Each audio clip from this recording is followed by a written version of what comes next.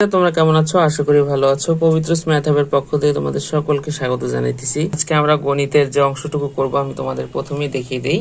4 দশমিক, সেটা আমরা আজকে করবো 4.4 অঙ্ক বীজগণিত। এটা যদি আমরা পড়ি, যে রাশি 2 বা ততোধিক রাশির প্রত্যেকটি গুণনীয়ক এক্স ওয়াই স্কোয়ার, তারপর দিচ্ছে 5x।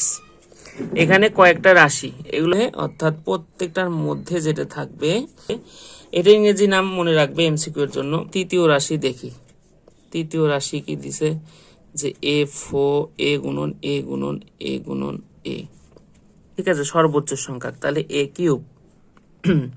তারপর কি দেখো, বি সি আছে সবার মধ্যে 2টা করে, সি এসে কোন রাশি বড় 2 বা ততোধিক রাশির সম্ভাব্য সকল উৎপাদকের সর্বোচ্চ ঘাতের প্রথম রাশি square Y plus X Y.